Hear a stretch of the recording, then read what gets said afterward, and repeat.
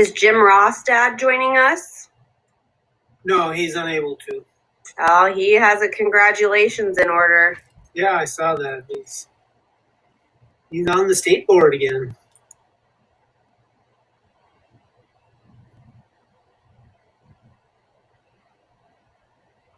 There she is.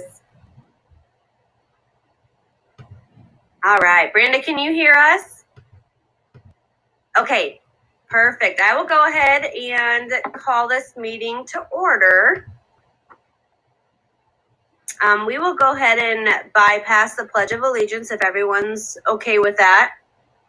It'll be nice once we're in person, we can officially do that again. We'll go ahead and do the preview of agenda.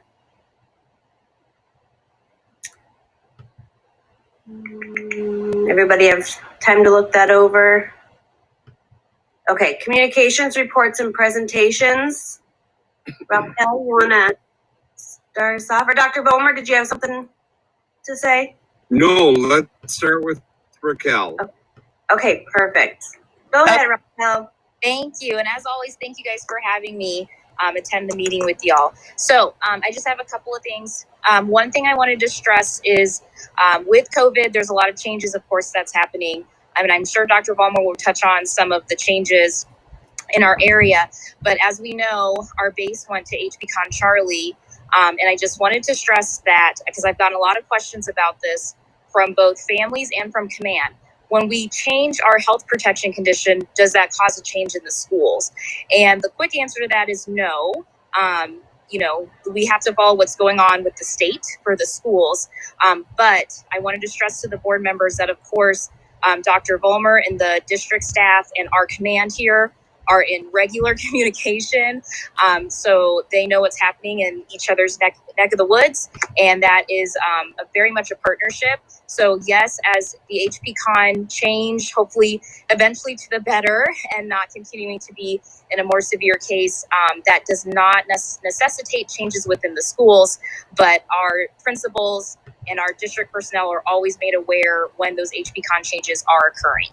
So I just wanted to let you guys know that in case you're also getting that question, because I hear it from, that's my number one question. Whenever there's a change with the state or a change with the base, hey, what's happening with the schools? So that's one of mine that I have going on. Okay, so busing has started. As I think everyone on base knows, it started very rocky on Monday. We had some serious delays, but the crew that we had this year really have been working out the kinks. And by Friday, we were on time for morning runs and afternoon runs. Getting to the stops weren't perfect, but very much improved. And I am very hopeful that we will just continuing to just further smoothen out those little kinks that we get with the first, couple days of busing. But so far, so good.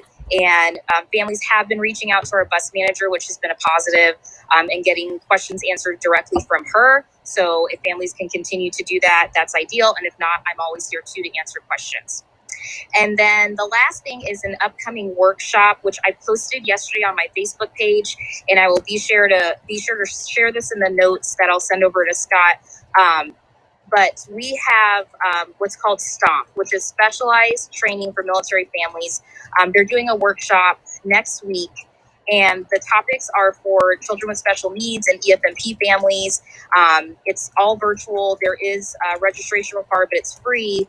And so if the board members or if any families that were to be listening, if you have a child that has an IEP, 504, or some other type of care plan, or you have members in your family that are enrolled in EFMP, this would be a great resource to listen in on. So I'll be sure to share that so that you guys can have that information. And it's also posted on my Facebook page. But pending any questions, that's what I have for you guys this week. Awesome. Thanks, Raquel. Does anybody have any questions for her at all? Awesome. As always, thanks, Raquel. Good information. All right, Dr. Volmerg, COVID update. Hey, everybody. I am going to try to share some information with you. Each week, we review our COVID numbers to give you everyone kind of an idea of where we are at in regard to COVID. And that's what we're going to focus our efforts on here today. Our numbers are increasing. There is absolutely no doubt about that. And there's a couple of things that I think are really kind of key with as we move through. Number one, we are still not seeing a lot of evidence of spread in our schools. That being said, we have more kids with COVID and more kids quarantined than we have. The reason for that is primarily that we're seeing more household contacts. We're seeing more and more kids that are getting COVID or quarantined because of somebody in the home having COVID. And so when we look at the numbers this week, this would be actually for last week, we had 30 students isolated.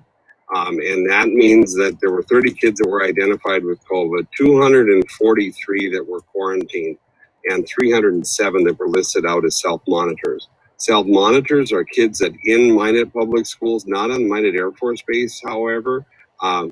These are kids that have been identified as being in close contact, but because we've seen 26 staff last week were identified as having COVID, 36 that were quarantined, and only one that was a self-monitor.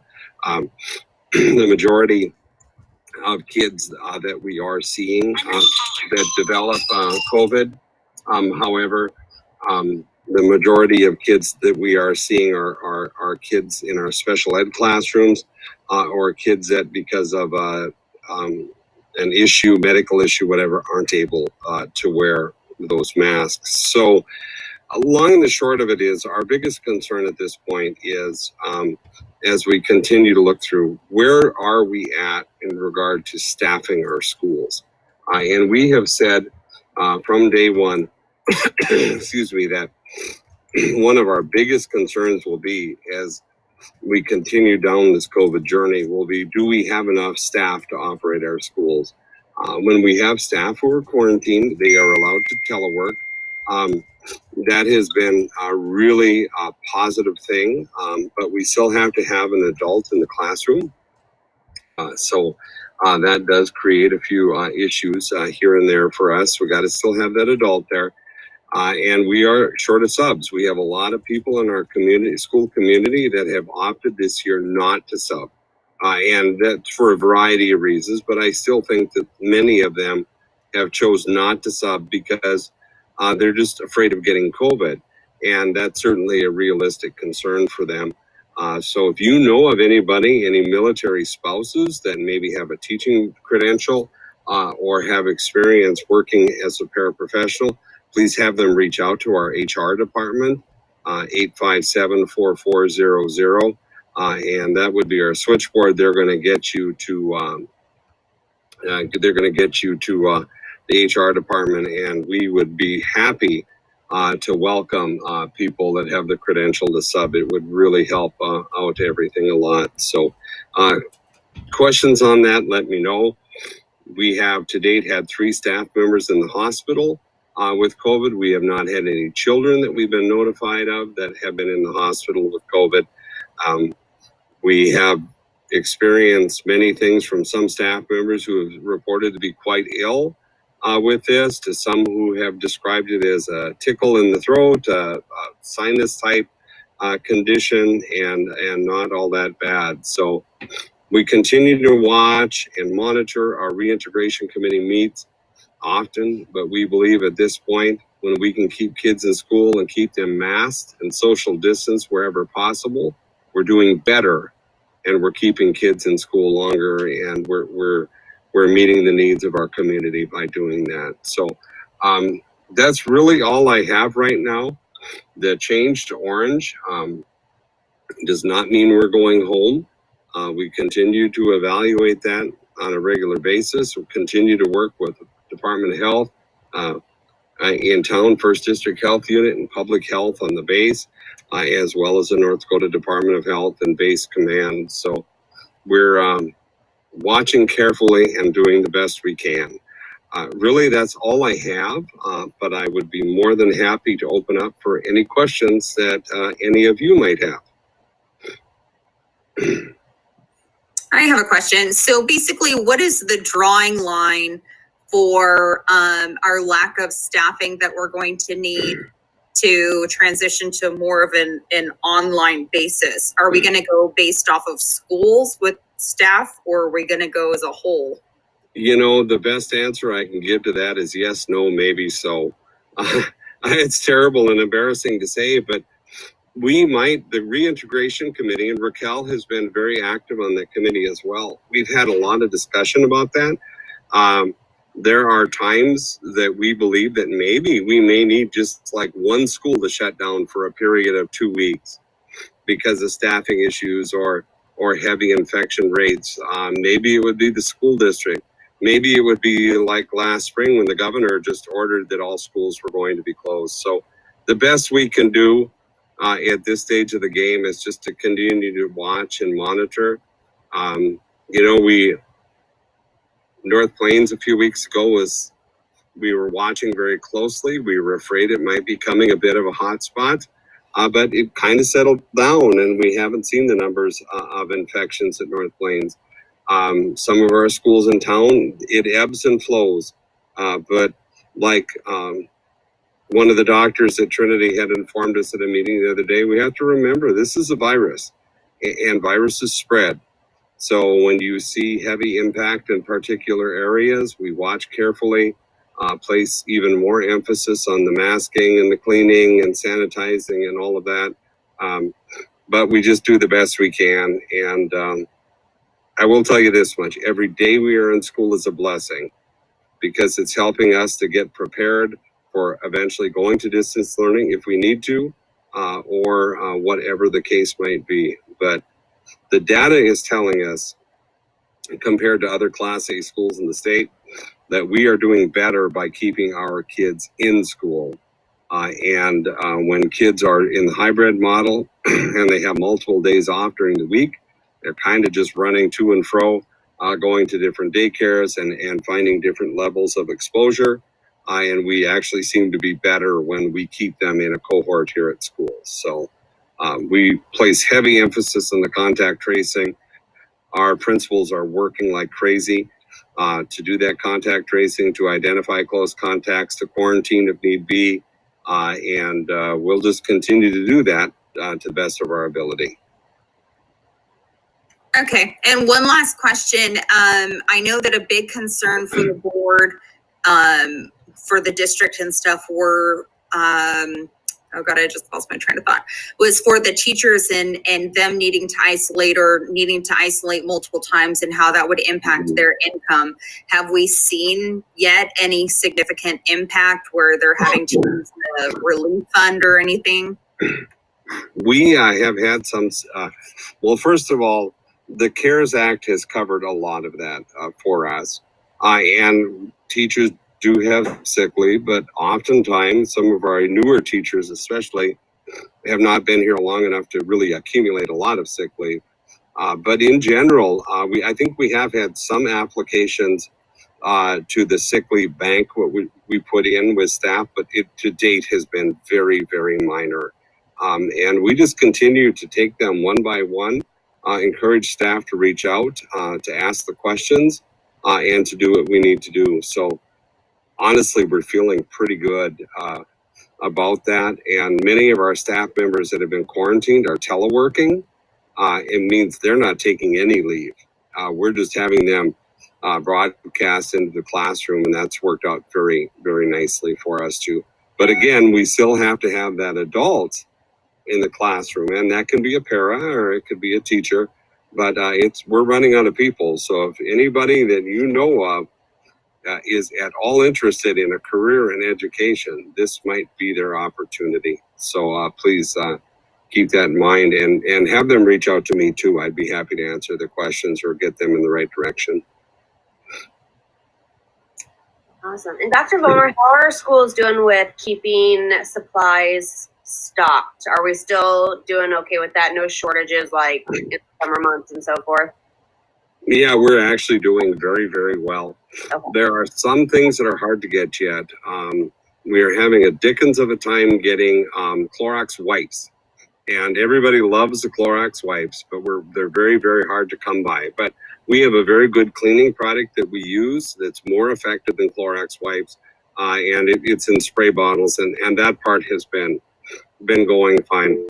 And Chromebooks, yeah, Matt, Scott just said we're still waiting on Chromebooks.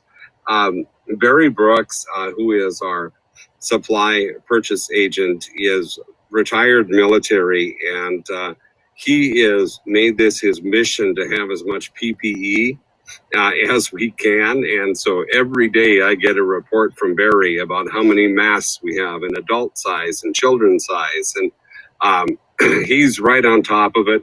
And he came up the other day so excited. He said we got a pallet of Clorox wipes in. And when we buy, excuse me, we're a big organization. We buy things like Clorox wipes by the pallet.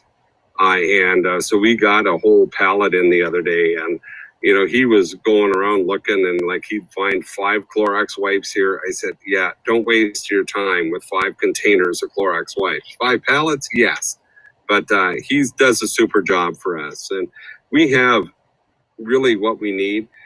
We have had some limits in our food service sometimes with supply chain issues, but again, Ivy and her staff are phenomenal at making sure that we get in what we need. Some issues too were like with fresh fruits and vegetables. We had some struggles getting in the quality stuff. We're making it work, and that really right now is the least of our concerns. We're pretty lucky. Awesome. Thank you guys so much.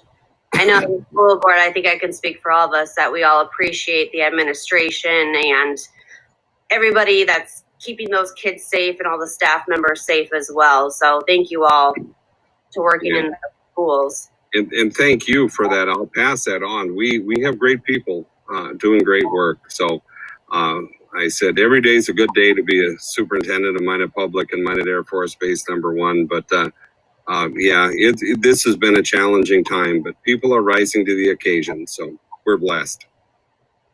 Wonderful. All right. Anybody have any other questions for Dr. Vollmer? All right. Let's go ahead and move on to approval of the minutes. Everybody has some time to look those over from last month. Do I have a motion to approve the minutes from October? I move to approve October's minutes. I'll second it. Roll call, Scott. Oh, you're muted, Scott. Reed. Yes. Tanner. Okay. Bengals Yes. and Keen. Yes. All right. Financial reports. Scott, you're up. All right, if you have the financial report in front of you, you can see we're at about 6.8 in our general fund, and because of the roofing project, we're at about negative 700,000 in the building fund. We will move some money from the general fund to the building fund once that project is completely tied up record-wise. Moving on to the bills, we have our normal recycling bill, garbage, our publication of our financial report that's required by the state, our busing in August, and school boards, new member seminar registration. And then in Fund 3, which is our construction one, we had we did some work with Ackerman Asphalt Architectural for a memorial re-roofing project potentially, and then Fargo Paint and Glass window repairs at North Plains and Dakota. Gefro Electric for part of the Dakota roof project was part of it, and then some wiring at North Plains. And then Herzog Roofing was the Dakota re-roof project, and Tollefson's was 2 small projects at Memorial and the big one at Dakota. And that's all I have. Total of $122,575.39 for the month of September. All right. Any questions for Scott before we move to approve that? All right. Do I have a motion to approve the financial reports and bills? I move to approve. I'll second it. All right, roll call, Scott? Tanner, Yes. Bengals, Yes. Reed, Yes. Keen. Yes. Awesome. Thank you, Scott. Thank you. All right, any old business? Anybody has? Or new business? You know, we brought no new business forward this month. The primary purpose of meeting, and oftentimes in November we haven't had a meeting, but we wanted to let you know a little bit about where we are at with COVID. And I want to remind you too that in your first class, once a week, I do an update that is a pop-up message. So when you open your first class, it's going to have a pop-up message from me that gives information. And then also at any time, feel free to reach out. Raquel is a great resource. I'm available as well. If you have a question, we'll get you to the right people. But it is a very, very busy time right now for everybody in the district. And people are working great and doing good things for good people. So we're grateful for what we have. But I just want to take this opportunity before we adjourn tonight to thank you all for your role in that. We would not be great without your leadership and support. So thank you. Reach out if you have any questions, and stay well is all I have. So I'll turn it over to you, Madam President. All right. Thanks, Dr. Vollmer. All right, any announcements? I've got nothing. Okay. All right. Well, I guess we are finishing up here. We do not meet until January, so I hope everybody has a great holidays, plural. There's a lot going on between now and January, so everybody enjoy the holidays and stay safe and healthy, please. And then we'll see everybody in January. Thank you. Reach out if you have any questions. Sure Thanks, will. everyone. All right. Meeting adjourned. Thank you.